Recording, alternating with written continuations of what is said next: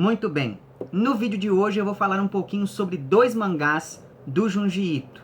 O primeiro deles é aqui, O Encanamento que Geme, que é um volume que reúne contos publicados originalmente entre 1993 e 1994 na revista Halloween. Portanto, nós estamos falando aqui de um período inicial da obra do autor, mas se aqui, por exemplo, em Morada do Desertor, sobre o qual já tem vídeo no canal, e esse vídeo vai estar em uma playlist que eu vou deixar linkada na descrição, mas enfim, se aqui em Morada do Desertor nós temos contos que se aproximam muito mais do suspense, por exemplo, aqui em O Encanamento que Geme, nós temos 9 histórias que enveredam muito mais pelo absurdo e pelo estranho, que são características mais marcantes na obra do Junji Ito, para falar, dentre outras coisas, de algumas obsessões, que é por si só um tema bastante caro à obra desse autor como um todo. E aí, veja bem, é importante dizer logo de início o seguinte: desses 9 contos presentes aqui em O Encanamento que Geme, 4 já haviam aparecido em edições anteriores de obras desse autor. Então, por exemplo, nós temos aqui o conto que dá título a este volume, já havia saído antes aqui em Dismorphos, se não me engano. Deixa eu só confirmar aqui para ver se é isso mesmo. Exatamente, aqui em Dismorphos já havia saído O Encanamento que Geme, e eu já fiz um vídeo aqui no canal falando sobre Dismorphos, e naquele vídeo eu já falei especificamente sobre esse conto. Foi um dos contos que eu acabei, enfim, elegendo para poder conversar um pouquinho com vocês. E também aqui em Dismorphos está o conto O Monstro Cor de Carne, que eu também mencionei naquele meu vídeo. Portanto, não tratarei desses contos no vídeo que você está vendo agora. Além disso, aqui em Calafrios também já haviam aparecido outros contos que retornam agora aqui em O Encanamento que Geme. São eles, então, Balões Enforcadores e Mansão das Marionetes.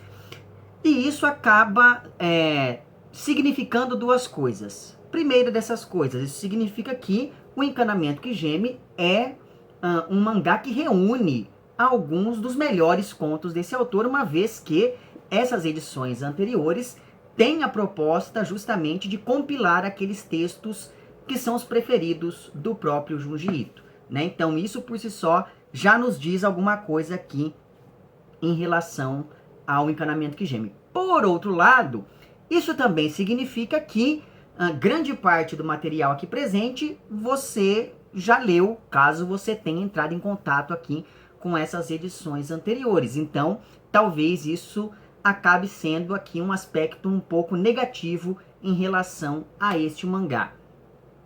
Além disso, para além então desses 4 contos que já haviam aparecido em textos anteriores, em volumes anteriores, nós temos aqui também 2 contos que são contos bastante curtos, então não vou falar muito sobre eles. E aí aquela coisa, se for tirando todos esses contos sobre os quais eu não vou falar, o fato é que eu vou acabar falando de apenas 2 contos aqui presentes em O Encanamento que Geme, considerando que 4 já haviam aparecido em comentários meus de vídeos anteriores.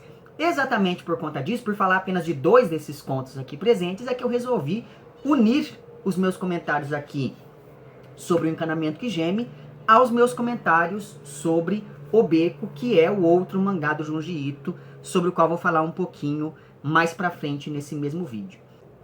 Muito bem, feito esse breve aviso, o primeiro conto aqui presente em O Encanamento que Geme se intitula Um Novo Paranormal na Escola, e é um conto publicado originalmente em julho de 93 e que acompanha um grupo de estudantes que se dedica ali a investigar coisas ligadas à paranormalidade ou coisas supostamente ligadas à paranormalidade. Inclusive, um dos membros desse grupo é supostamente paranormal Então ele faz aquele truque de entortar a colher, que todo mundo sabe que não é um truque paranormal de fato, né? Aquilo ali é mais para uma prestidigitação ou coisa do tipo. E esse rapaz, ele está ali prestes a se apresentar em um programa de televisão e por conta disso ele é muito bem quisto pelos outros membros desse grupo. Mas aí é aquela coisa, conforme a gente vai entrando em contato com esses personagens, a gente percebe que por mais que eles queiram, por mais que eles estejam muito engajados nisso tudo, o que eles fazem não necessariamente é de fato algo sobrenatural, é de fato algo paranormal. O problema é que, como o título do conto sugere, chega à escola um novo aluno que este sim tem poderes sobrenaturais. De modo que a chegada dele acaba desestabilizando o resto desse grupo de estudantes, principalmente depois que várias coisas e coisas cada vez mais estranhas passam a acontecer não só na escola, mas na cidade como um todo, sempre que esse aluno novo está por perto. Então, é muito interessante ir acompanhando esse descompasso entre o que acontece com esse rapaz, que apesar de estar lidando com coisas sobrenaturais, trata tudo com relativa normalidade, e esse grupo de pessoas normais, mas que veem tudo algo sobrenatural. Então é um texto bastante interessante. Outro conto do qual gostei bastante, que está aqui neste O Encanamento que Geme, é o terceiro conto, que se intitula Frutos de Sangue e que foi publicado originalmente em novembro de 1993. E esse, como alguns outros contos do Junji Ito, sobre os quais eu já falei em vídeos anteriores, é um conto sobre vampiros. No caso aqui de Frutos de Sangue, a gente acompanha um casal de protagonistas que acaba sofrendo um pequeno acidente na estrada depois que uma fruta que parece feita de sangue cai no para-brisas do carro. De modo que não acontece nada de muito grave com eles, mas eles têm que ali, enfim, sair do carro e procurar ajuda em algum vilarejo local. E no meio do caminho entre a estrada e esse tal vilarejo, que depois descobre-se estar abandonado, esse casal acaba sendo atacado por um grupo de meninos que tem um comportamento bastante estranho. E aí é claro que a gente não demora muito para perceber que esses meninos, na verdade, são vampiros crianças, né? Então, enfim, isso por si só já mistura dois universos interessantes, que é o universo do vampiro, que é esse ser ligado às trevas, à sexualidade, a algo impuro, e por outro lado, esse universo da criança, que é um universo ligado à pureza, à bondade, a algo angelical, etc e tal. Pois bem, durante essa perseguição desse casal por esse grupo de crianças vampiro, esses protagonistas acabam indo parar nesse tal vilarejo que se descobre abandonado, mas na verdade, em todo aquele vilarejo vive apenas um rapaz, que é uma pessoa muito reclusa, até por conta de toda essa circunstância, né? Ele não pode ficar ali dando sopa, porque senão ele é atacado por esse grupo de vampiros, porque aquelas crianças, e a gente descobre isso depois, não são os únicos vampiros da região, né? Então esse rapaz, ele fica ali recolhido em casa por conta disso também, mas por conta de alguns eventos que aconteceram no passado dele e que o tornaram um sujeito absolutamente melancólico, né? E aí, durante uma conversa acontecida entre esses protagonistas e esse rapaz, a gente fica sabendo que, na verdade, aquele vilarejo todo está destruído justamente por conta desse grupo de vampiros que acabou, enfim, matando as pessoas, e aquelas que sobreviveram foram embora dali o mais rápido possível. E esses vampiros da história do Junji Ito, e eu acho que essa é a parte mais interessante aqui, eles têm uma peculiaridade. Sempre que eles mordem alguém, é como se o sangue da pessoa ganhasse vida e aí ele tentasse escapar pelo buraco da mordida do vampiro. Só que esse sangue acaba acaba se transformando numa espécie de galho de árvore que dá um fruto que parece feito de sangue, e é esse sangue ali desse fruto que acaba infectando as outras pessoas, e aí eu não vou entrar em maiores detalhes, mas esse daqui é um conto que explora bastante essa imagem do sangue, então tem algumas imagens que são bastante, tem alguns quadros aqui que estão meio perturbadores. Eu tive que cortar aqui o vídeo, porque eu vou ficar meio de lado, até virei um pouquinho a câmera, porque começou a bater sol bem aqui no meu ombro, e aí a cor reflete aqui da blusa e fica muito brilho. Espero que isso resolva aqui agora rapidamente. Não sei também se eu estou na posição adequada, porque eu não consigo me ver agora. Espero que sim, para eu não ter que gravar isso de novo.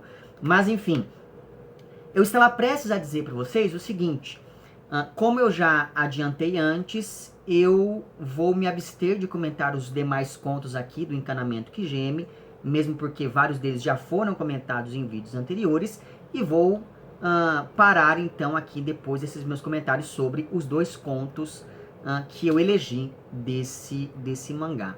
E agora eu vou passar aqui para O Beco, que reúne 11 contos que foram publicados originalmente também na revista Halloween, que é a mesma onde depois seriam publicados os contos aqui do Encanamento que Geme, mas esses textos aqui do Beco foram publicados originalmente entre 1991 e 1993.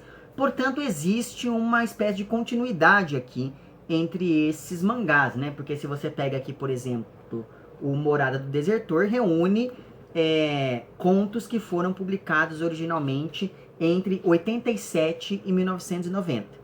Aí aqui nós temos contos que foram publicados entre 91 e 93. E aqui nós temos contos que foram publicados entre 93 e 94. Então existe essa relação entre esses três mangás quando nós pensamos na época em que esses contos apareceram originalmente, que corresponde então a esse período inicial da carreira do autor.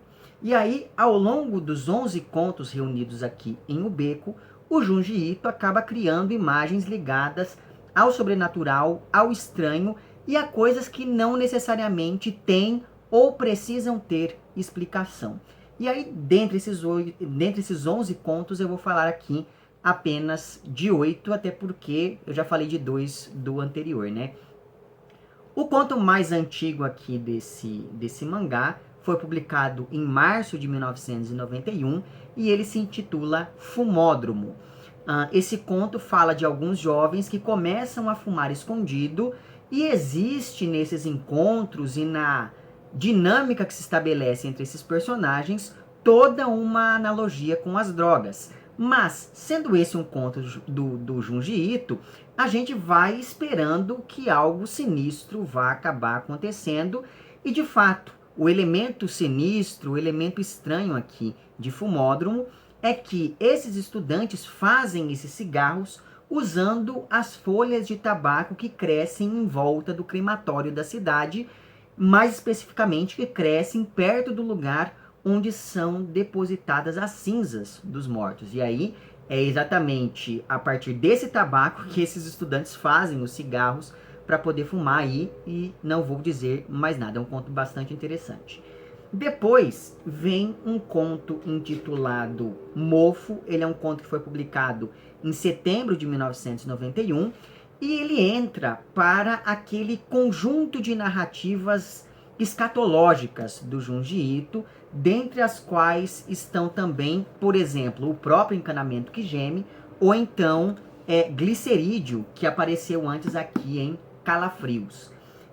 Mas enfim, então se você aí gostou, não sei se é exatamente essa palavra, mas se você leu e achou interessantes esses outros contos, talvez você se interesse também aqui por este mofo que está nesse novo mangá do autor.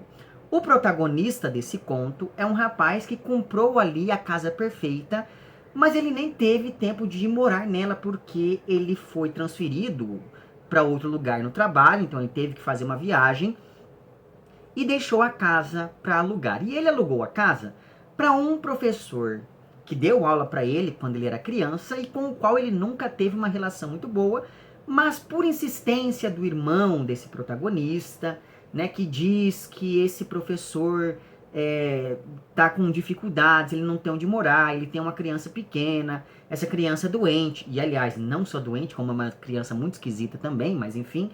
Então conta toda uma história muito triste sobre esse sujeito, e isso acaba, enfim, convencendo o protagonista a alugar a casa para esse seu desafeto do passado, com a condição de que ele cuidasse bem da propriedade e também que ele tomasse conta do cachorro que ficaria naquele lugar. Pois bem, quando a narrativa se inicia, esse protagonista está finalmente voltando para casa depois dessa viagem a trabalho. Ele passou ali, sei lá, 1 ano fora ou coisa do tipo. E eis que quando ele volta, ele se depara com uma cena dantesca, porque a casa está uma imundície. Então, é uma casa que está toda cheia de coisas podres, tem mofo em todo canto, os móveis estão quebrados, estão carcomidos, enfim. E a partir disso, a partir desse regresso do protagonista, o conflito entre os personagens vai se acentuar e a explicação para isso também tem um caráter ali de horror corporal, mas eu não vou entrar em maiores detalhes. E alguns dos quadros aqui são bastante desconfortáveis, a exemplo do que aconteceu naqueles contos anteriores que eu mencionei para vocês. Aí depois nós temos aqui, publicado em março de 1992, o conto que dá título ao livro e que é também aquele que abre esse mangá. E esse conto, intitulado O Beco, é uma baita história de fantasma que me fez lembrar de alguns dos contos de horror da Mimi, que é um outro, não sei se está, acho que está refletindo aí para vocês, né? Mas enfim. Esse conto de horror da Mimi é um outro mangá do Junji Ito, para o qual também tem vídeo no canal, e ele vai estar linkado na playlist que eu vou deixar na descrição. E eu me lembrei, eu acabei fazendo essa conexão entre o conto O Beco e alguns dos contos ali envolvendo essa personagem Mimi, porque o protagonista aqui desse conto é um estudante que vai morar em uma pensão cujo aluguel é bem barato. E se você pega os contos de horror da Mimi, é sempre isso que acontece. Ela tá vivendo a vida dela normalmente, de repente ela tem que mudar de casa porque ela é estudante pobre, aí ela tem que, enfim, procurar um aluguel mais barato, e eis que nessa casa com aluguel barato ela encontra um fantasma ou algo estranho acontece, né? E, enfim, o fato da mesma coisa acontecer aqui com esse protagonista de O Beco comprova que quando a esmola é muita, o santo desconfia, mas ao mesmo tempo, quando se é estudante, você não tem lá muito tempo, nem muito dinheiro para procurar uma casa que não tenha assombrações, uma casa idônea, digamos assim. Mas, na verdade, o fantasma desse conto intitulado O Beco não está exatamente na pensão onde o protagonista passa a viver, mas sim em um beco que fica ao lado dessa pensão. Então, durante a noite, quando está ali perto de dormir, esse rapaz escuta vozes vindo desse beco, e quando ele vai olhar pela janela, ele não vê ninguém por ali. Tanto que de início eu até fiquei pensando, às vezes ele estava sonhando, porque essas vozes surgem quando ele já está muito próximo ali quando ele está naquele momento ali que a pessoa está quase dormindo. Só que aí tem um problema, porque aos poucos essas vozes começam a vir de dentro das paredes do quarto e aparentemente elas estão tentando se comunicar com alguém da casa, mas aí eu não vou entrar em maiores detalhes, é um conto bastante interessante, assim como o conto que eu vou comentar agora, que também foi publicado em março de 92 e que se intitula A Cidade Sem Ruas. Esse é um conto bastante kafkiano e que me fez lembrar aquela série do Marc-Antoine Mathieu, que é lá O Prisioneiro dos Sonhos. Eu já fiz um vídeo comentando os 2 primeiros volumes dessa série, eu vou deixar o link para esse vídeo na descrição. E aquele é um quadrinho bastante kafkiano, e uma coisa que acontece naquele quadrinho é o seguinte, a sociedade retratada nele é uma sociedade na qual a especulação imobiliária, a crise imobiliária chegou a um nível tal que as pessoas têm que compartilhar quartos e elas passam dentro das casas umas das outras para poder se locomover pelas ruas da cidade. E é basicamente isso que nós temos aqui nesse conto intitulado A Cidade Sem Ruas. Por quê? Tudo começa com uma moça que acredita estar sendo vítima de uma simpatia chamada Aristóteles. Nessa simpatia, você invade o quarto de alguém de quem você gosta e fica sussurrando no ouvido da pessoa enquanto ela dorme. A ideia dessa simpatia é que, aos poucos, a sua voz vai sendo incorporada pelo inconsciente da pessoa, a pessoa vai começar a sonhar com você com frequência, e assim ela vai acreditando que gosta de você até que chega um momento em que ela de fato passa a gostar, né, por ter sonhado com você tantas noites seguidas, sem uma razão aparente. Só que o que começa como uma desconfiança vai aos poucos, dessa moça que pensa que está sendo vítima dessa simpatia, essa desconfiança vai aos poucos se confirmando quando a protagonista percebe que, por exemplo, ela sempre, antes de dormir, ela fecha a janela do quarto. Quando ela acorda de manhã, a janela do quarto está aberta, né? E mais, os familiares dessa moça dizem que estão ouvindo a voz de um homem dentro do quarto dela. Inclusive, eles desconfiam que ela está levando um homem para dentro da casa, o que é algo inadmissível, enfim, de acordo com as dinâmicas dessa família. E a partir disso, a vida dessa menina vai virar um inferno, porque a partir desse momento ela vai ser vigiada por essa família o tempo todo, de modo que, após alguns eventos esquisitos, ela decide simplesmente ir morar com uma tia que mora em um bairro, em uma região, enfim, um pouco afastada. E ao chegar a essa região onde vive essa tal tia, a protagonista se depara com a seguinte situação. Primeiro, os ônibus e táxis não estão mais indo até o bairro dessa tia. Segundo, sempre que a protagonista fala que está indo para esse bairro, as pessoas demonstram estar meio apreensivas. E terceiro, ao chegar a esse lugar onde vive a tia, a protagonista percebe que alguém, não se sabe quem, fez uma construção que bloqueava todas as ruas do bairro, de modo que, para se locomover nessa região, você tem que passar por dentro da casa das pessoas. E como isso faz com que a privacidade acabe, todo mundo começa a usar máscaras, já que não adianta nada tentar quebrar a tal construção que bloqueia essas ruas, uma vez que no dia seguinte tudo acabava sendo reconstruído e ninguém sabe exatamente quem está fazendo isso, nem por que está fazendo isso, daí o caráter kafkiano desse texto. E essa situação vai ficando cada vez mais insalubre conforme essa personagem vai se deslocando por dentro desse bairro até chegar à casa da tia. Se ela vai conseguir ou não chegar lá, aí você vai ter que ler o conto. Mas enfim, outro texto do qual gostei bastante é um conto chamado A Queda. Ele foi publicado em julho de 1992 e ele começa de um jeito parecido com outros contos do Junji Ito, porque uma onda de coisas estranhas está acontecendo em uma pequena cidade. No caso aqui, está acontecendo uma onda de suicídios. E esses suicidas, todos eles deixam um cartão dizendo, uma carta dizendo que eles tiraram a própria vida porque algo de muito grave estava prestes a acontecer. E aí, como se tudo isso já não fosse estranho o suficiente, dias depois dessa onda de suicídios, vários jovens desapareceram de maneira misteriosa e inexplicável dessa cidade. Exceto por uma moça que nem desaparece e nem conseguiu se suicidar, mas por outro lado ela tem ali algum tipo de relação quase sobrenatural com tudo aquilo que está acontecendo, sobretudo depois, e essa relação da moça com todos esses eventos se explicita sobretudo depois que ela passa a fazer algumas previsões referentes a toda essa circunstância. Outro conto do qual eu gostei bastante é um conto intitulado Quarto Coletivo. Ele foi publicado em novembro de 92 e se passa quase que inteiramente em um quarto de hospital para onde vão duas mulheres que se envolveram em um acidente de carro.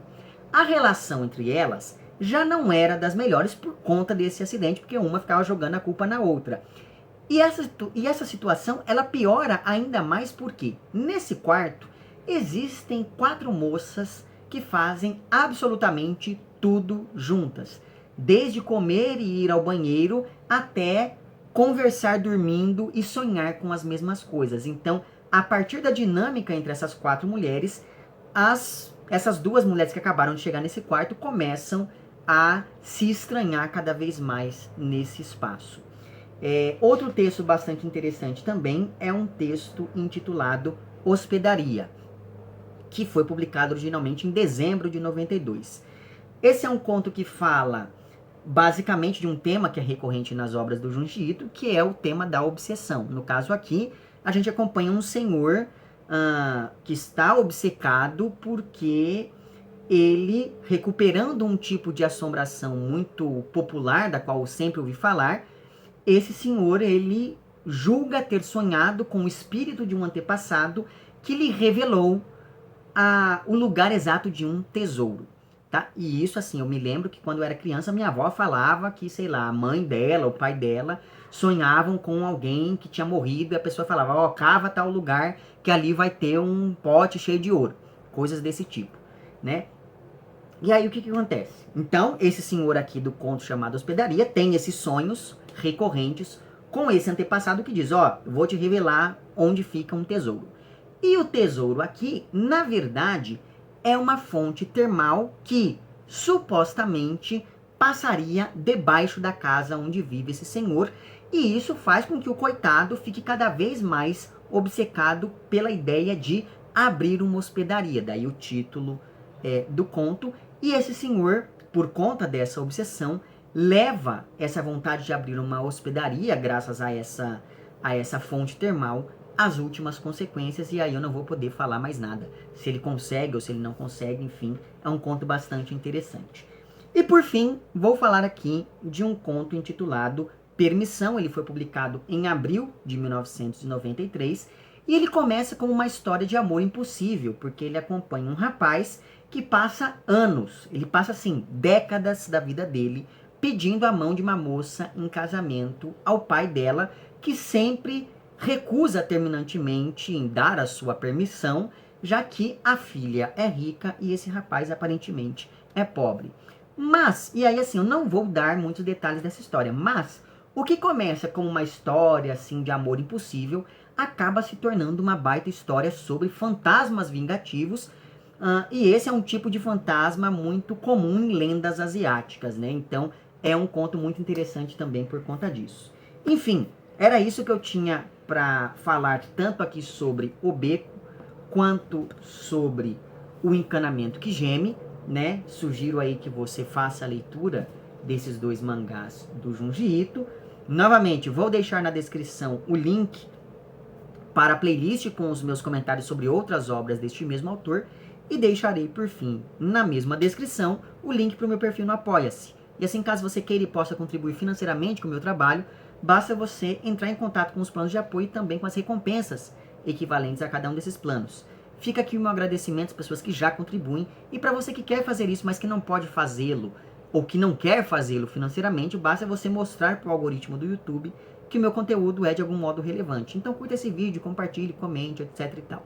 Certo? Vemo-nos então nos próximos vídeos e um amplexo.